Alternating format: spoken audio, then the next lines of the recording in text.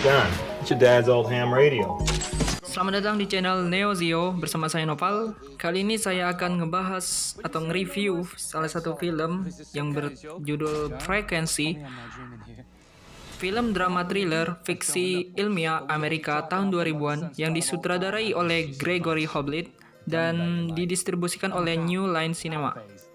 Film ini ditulis oleh Toby Emmerich dan ceritanya mengikuti seorang polisi atau detektif yang bernama John Sullivan tentang pembunuhan di kota New York yang secara tidak sengaja menemukan frekuensi radio lintas waktu pada radio ham almarhum ayahnya yang memungkinkan keduanya untuk berbicara satu sama lain sepanjang waktu.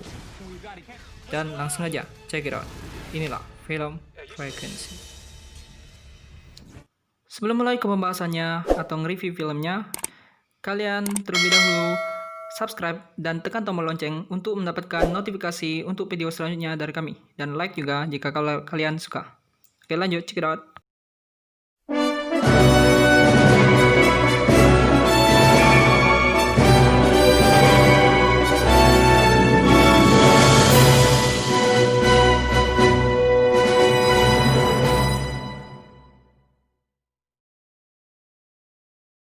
Film ini dibuka dengan berita tentang kejuaraan dunia tahun 1969 dan dilanjutkan dengan berita penemuannya mayat karena insiden pembunuhan burung bulbul.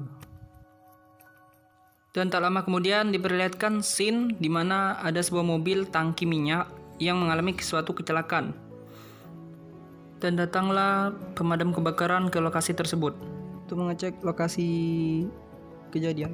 Dalam insiden tersebut, pemadam kebakaran mencoba menyelamatkan beberapa orang yang masih selamat dari kejadian itu.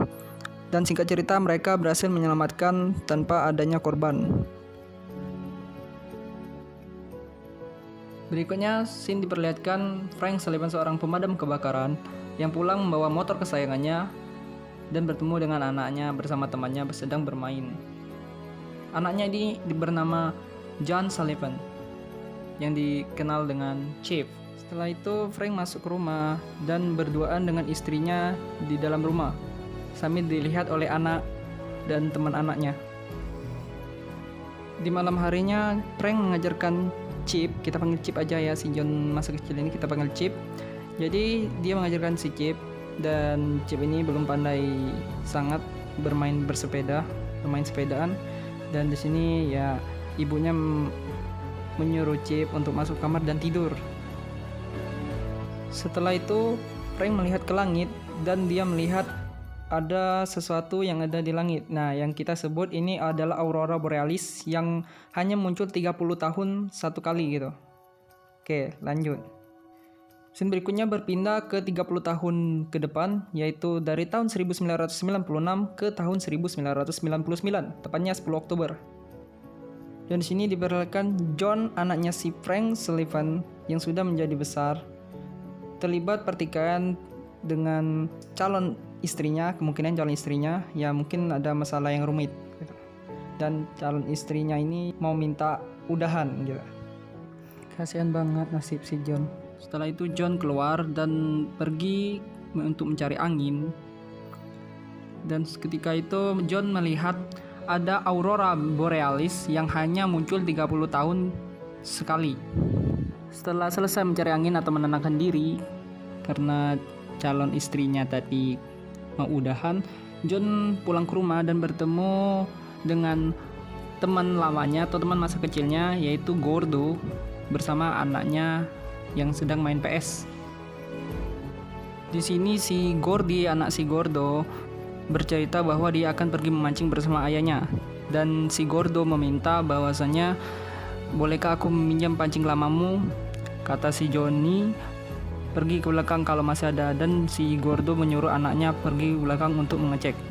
Tanpa sengaja anak Gordo, si Gordy menemukan kotak ayahnya si John yang sudah lama ada di dalam ruangan kecil. Dan mereka menemukan radio milik ayahnya si John. Radio ini disebut dengan ham. Jadi radio ini sudah tidak digunakan lagi di tahun ini, yaitu tepatnya di tahun 1999 karena tidak dioperasikan lagi. Si Gordy ingin memakainya dan diizinkan oleh si John.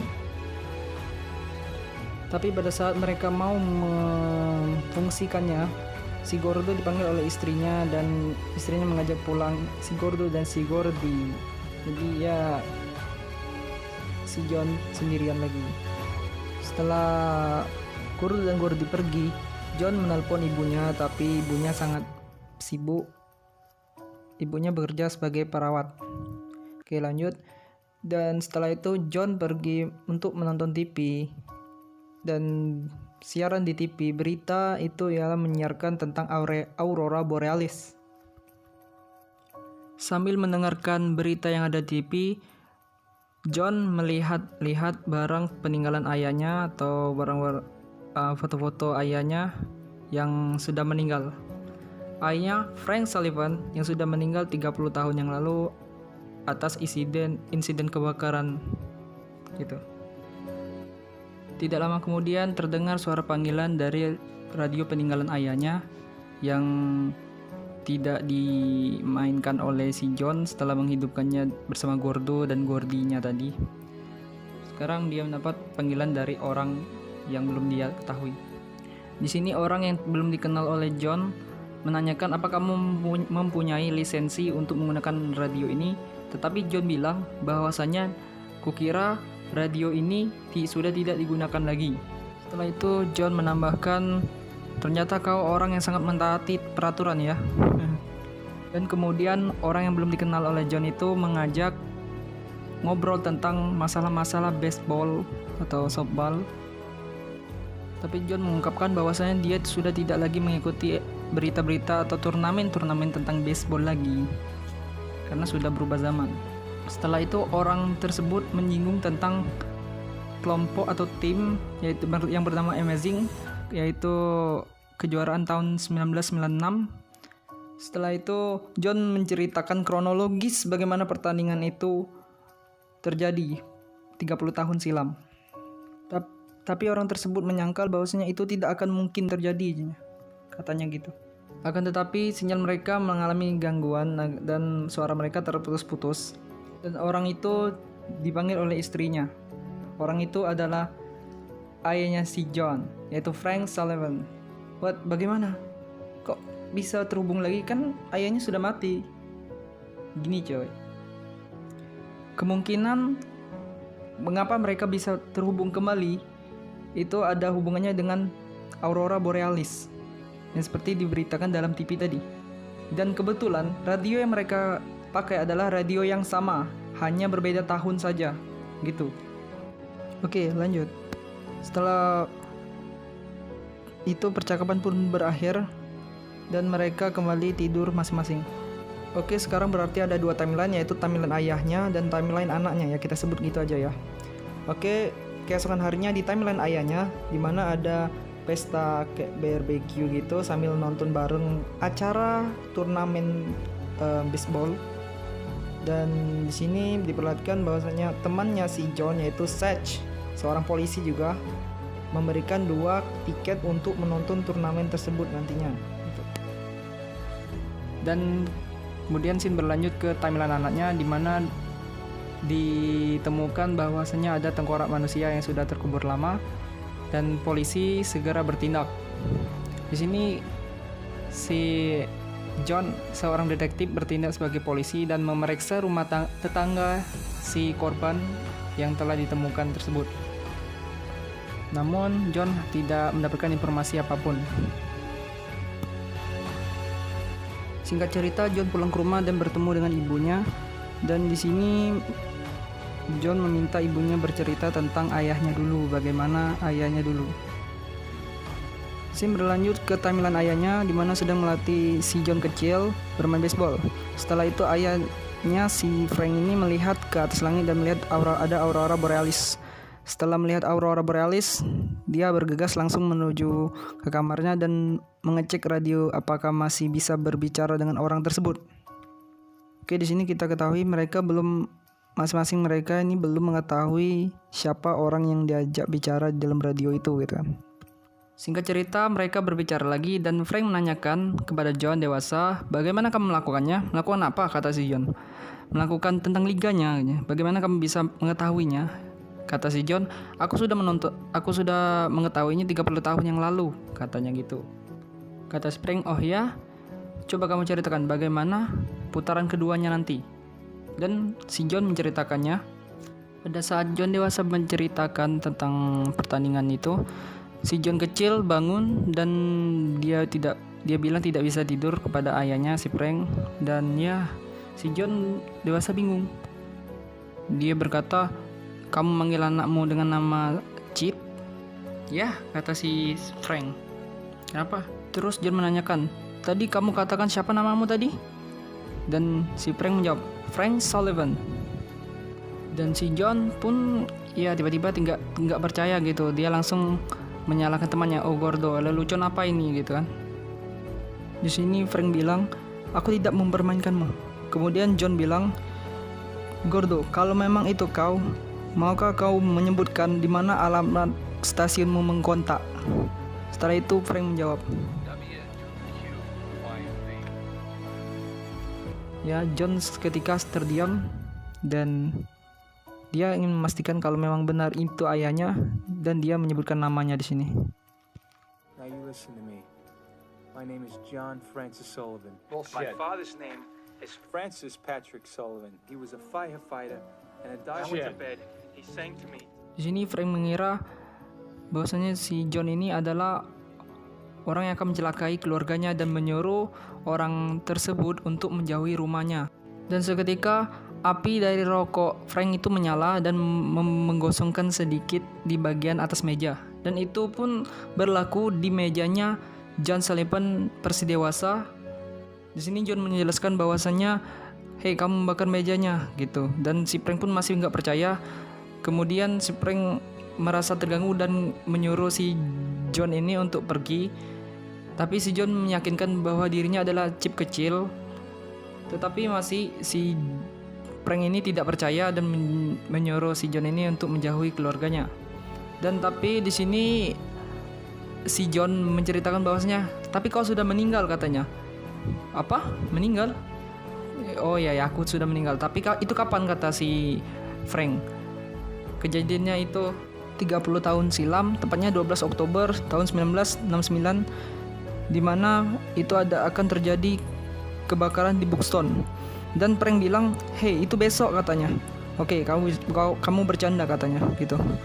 Setelah itu John memberitahukan, dengar, kalau kau melewati jalan atau arah yang lain, kamu pasti akan selamat gitu. Setelah itu Frank frustasi dan langsung mematikan radio tersebut. Singkat cerita, Frank keesokan harinya bersama pemadam kebakaran yang lainnya itu pergi untuk memadamkan kebakaran yang ada di kota. Pas di jalan menuju ke lokasi, Frank mendengar berita bahwasanya tim baseball yang diceritakan oleh John itu memang benar-benar akurat apa yang disampaikan oleh John. Dan ya, benar apa yang dikatakan John, kebakaran yang maksud itu bertepatan di Buxton. Singkat cerita, Frank dan temannya pergi menyelamatkan anak yang masih tertinggal di kota Buxton tersebut. Di timelinenya si John dewasa, dia pergi ke suatu kafe dan bertemu dengan Gordo dan Sage, teman ayahnya dulu, si polisi, untuk berbincang-bincang. Di timeline ayahnya, yaitu si Frank berhasil menemukan anak yang ingin diselamatkan. Tetapi tangga yang digunakan pemadam kebakaran tersebut mengalami masalah sehingga tidak bisa digunakan. Dan kejadian ini si Frank harus mencari jalan keluar gitu. Dan disinilah pertaruhan nyawa dimulai. Frank ingat kata-kata si John bahwasanya kalau kamu mencari arah jalan lain, kamu pasti akan selamat. Frank pun mencari jalan yang lain seperti yang dikatakan oleh si John. Singkat cerita, si Frank selamat dari kejadian atau peristiwa kebakaran di Buxton. Dan hal itu menyebabkan paradoks di timelinenya si John dewasa, di mana di situ yang sebenarnya di masa lalu ayahnya atau si Frank ini sudah mati, tetapi dia masih hidup, dan itu merubah segalanya seketika. Pengalaman-pengalaman yang belum ada di pikiran si John itu tiba-tiba ada, dan John pun merasa aneh ketika John menanyakan sesuatu seperti, ayahku tidak mati kan di kebakaran Buxton, tapi mati atau meninggal dikarenakan kanker paru-paru yang disebabkan oleh rokok. Dan Gordo Seth pun menjawab iya. Singkat cerita, John pun pulang ke rumah dan dia melihat foto-foto lama, dan di situ terdapat ada sosok ayahnya yang sebelum kejadian itu, sebelum paradoks, di foto-foto tersebut tidak ada ayahnya. Di sini John pun agak sulit percaya gitu, tapi setelah itu mereka berhubungan lagi menggunakan radio ham itu. Di sini John menjelaskannya kepada Frank bahwasanya dia menyimpan dua kenangan. Yang pertama, kenangan di mana ayahnya itu meninggal karena kebakaran di Buxton 30 tahun yang lalu. Yang kedua, kenangan di mana ayahnya itu meninggal 10 tahun yang lalu karena kanker paru-paru yang disebabkan oleh rokok. Dan sini terjadi perbincangan ayah dan anak. Lanjut. Di sini juga John menyuruh ayahnya untuk berhenti merokok. Keesokan harinya, Frank Sullivan pergi ke rumah sakit untuk menjenguk istrinya yang lagi kerja. Scene selanjutnya diperlihatkan ke dalam mimpinya si John versi dewasa, di mana dia di mimpi itu pada saat kecil dia ngumpet di bawah meja, dan terlihat di situ banyak orang yang sedang kayak di tempat berduka cita, entah siapa yang sudah meninggal. Terlihat di mimpi itu John menangis. Seketika John langsung bangun dari tidurnya. John pun langsung menghubungi ibunya, tapi yang mengangkat bukanlah John, melainkan orang lain. Untuk kedua kalinya John pun menghubungi ibunya, tapi yang mengangkat bukanlah ibunya. Di sini John sudah mulai resah dan langsung pergi ke tempat kerja ibunya. Tetapi orang di sana tidak mengenali John. Tapi seketika itu pula orang itu mengenali John. Seperti ada dampak yang aneh terhadap pikiran orang-orang. Singkat cerita, John pergi ke kantornya dan bertemu si Seth, dan Seth menyuruh untuk memeriksa dokumen-dokumen lama, yaitu tentang pembunuhan burung bulbul. Dan terkejutnya si John, dia melihat salah satu korban pembunuhan bulbul adalah ibunya. Dan itu sudah lama terjadi, yaitu 30 tahun yang lalu. Saya pun bingung, kenapa kamu tiba-tiba seperti terkejut seperti itu? Bukankah kau sudah membaca ini berkali-kali? Kata si Seth. John pun bergegas pulang dan menceritakan hal ini kepada ayahnya. Dan dia bertanya pada ayahnya, apa kamu bepergian pada seharian ini? Iya, kata ayahnya, aku menjenguk ibumu ke rumah sakit. Dan kata Johnny, ibu tak ada di sini. Dia telah dibunuh seperti baru saja, padahal sudah lama katanya, 30 tahun silam. Dan itu terjadi 22 Oktober tahun 1969. Si Frank pun mengatakan bahwasannya itu seminggu lagi katanya. Ya, inilah dampak dari paradoks yang telah diubah. Masa lalu yang telah diubah itu akan berdampak pada masa depan.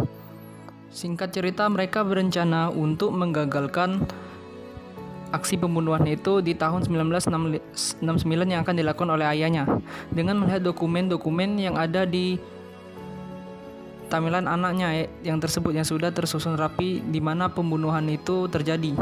Jadi ayahnya akan bertindak sebagai agent di sini.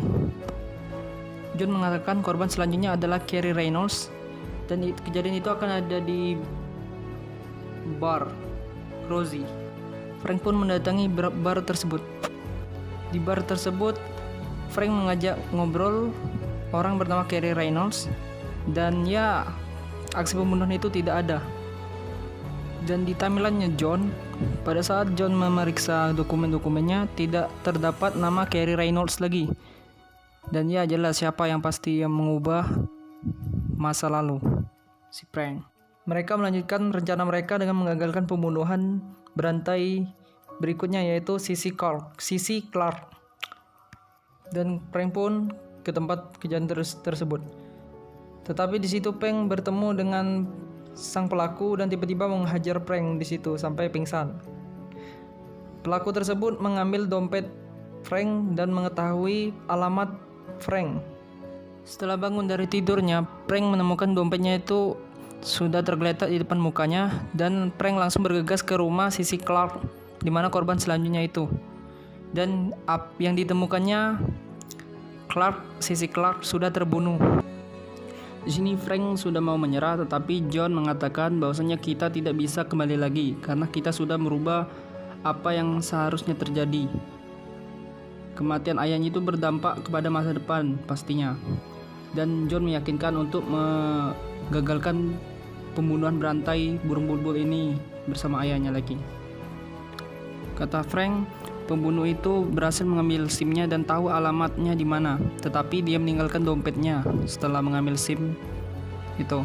Dan Johnny pun menyuruh untuk meletakkan dompet itu ke kantong plastik dan menyembunyikannya ke tempat di mana orang tidak bisa membukanya hingga 30 tahun ke depan.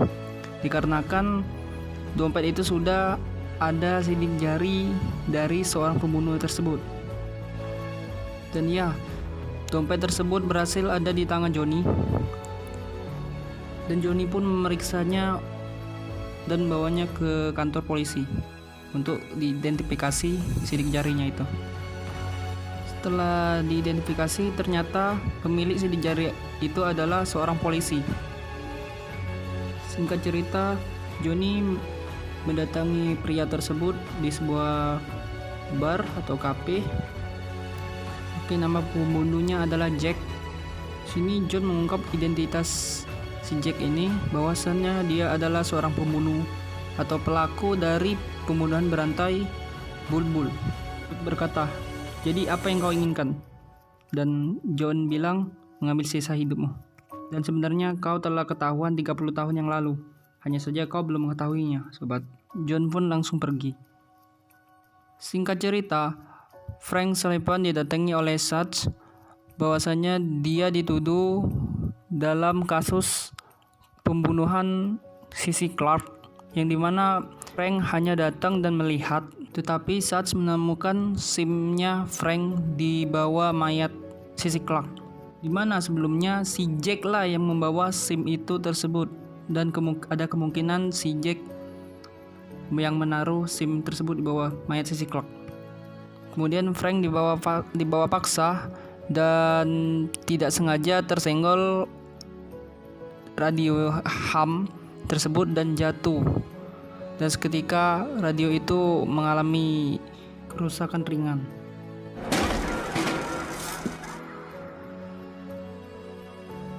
Di kantor polisi, Frank menjelaskannya bahwasannya pembunuhnya adalah seorang polisi yang bernama Jack Shepard. Dan juga dia memberitahukan bahwasannya dia bisa tahu pembunuhnya karena anaknya yang dari masa depan. Dia berbicara melewati radio ham itu tersebut. Di sini Seth hanya mengira Frank itu sedang mengigau atau sedang stres. Terus Frank bilang, "Bagaimana kalau aku bisa membuktikannya?" Dengan cara memberitahukan bagaimana pertandingan baseball selanjutnya yang akan terjadi. Sekali lagi Seth hanya mengira dia hanya mengigau, si Frank ini hanya mengigau dan menghiraukan apa yang diomongkan oleh si Frank itu dan tidak menganggapnya serius. Kemudian Seth keluar dan bertemu dengan istri Frank dan berbincang di sebuah kafe. Dan pada saat mereka keluar, terlihat di situ ada Jack Shepard yang memasuki kantor polisi.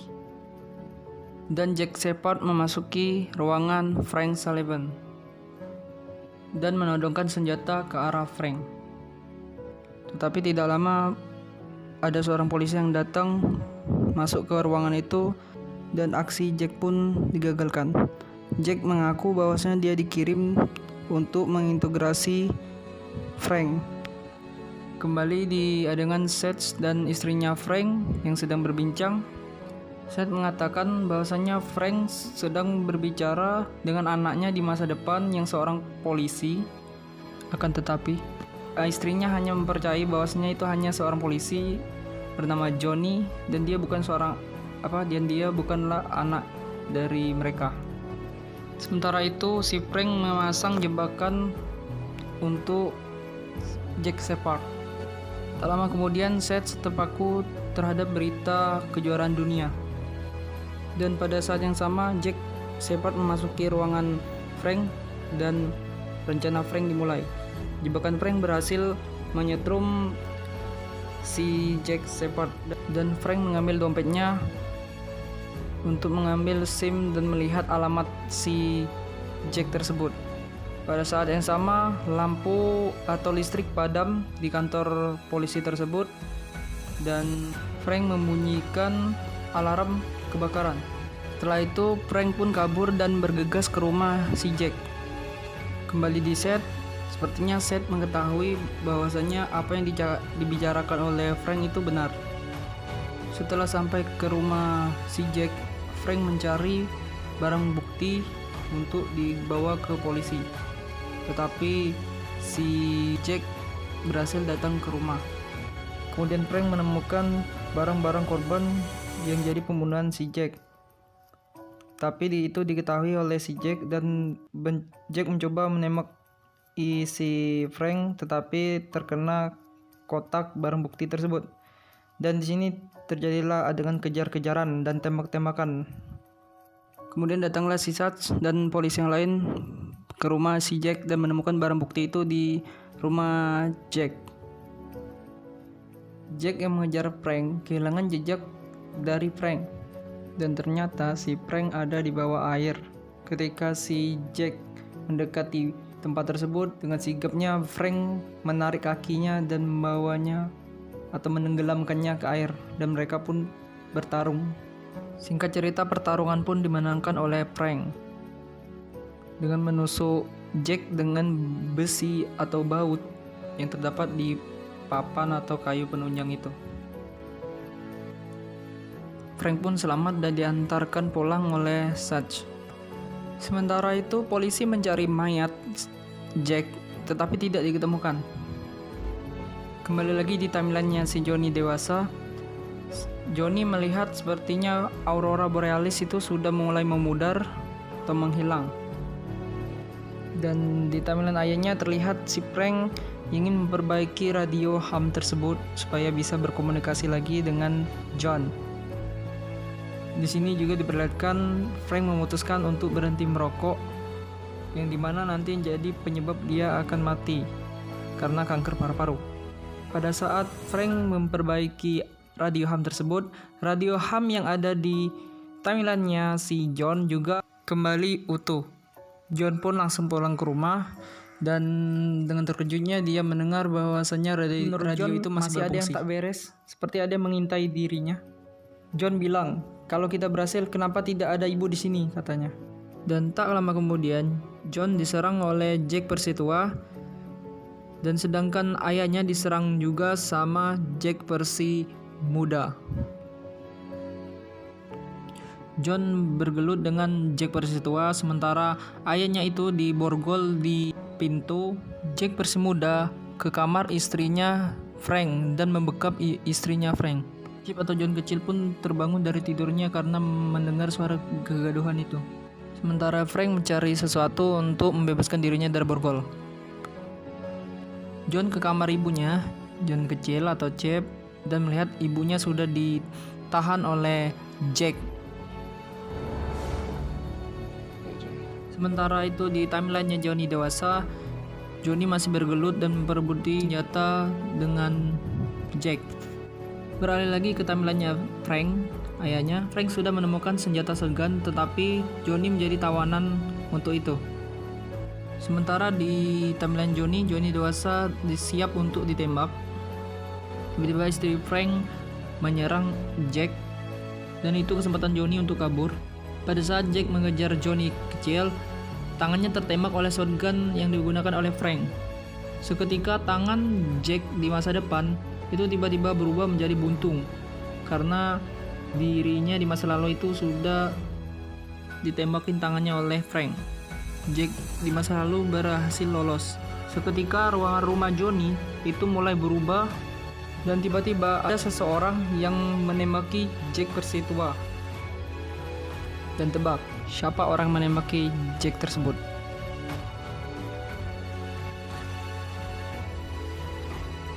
Yap, itulah Frank Sullivan yang masih hidup berkat bantuan si Johnny dari masa depan. Ini nih film ending ter the best kalau menurut aku sih. Keren banget dah.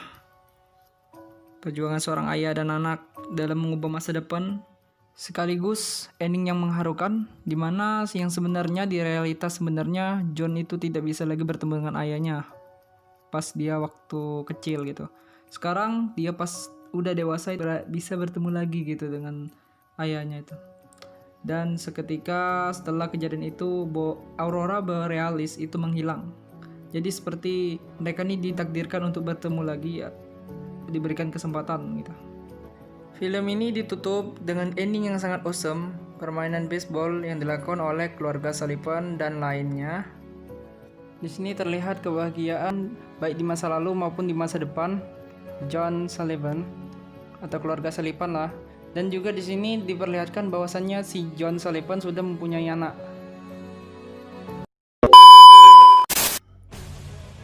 Mungkin sampai di situ saja review film Frequency. Maafkan kalau banyak masih kekurangan-kekurangan yang ada di video ini, baik itu pengulangan, cara pembawaan, kritik dan saran saya terima kok untuk kemajuan channel ini. Kalian subscribe juga dan notifikasi buat dukung aku.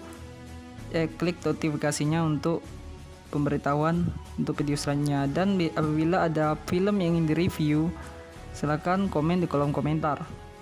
Oke, see you next time, bye.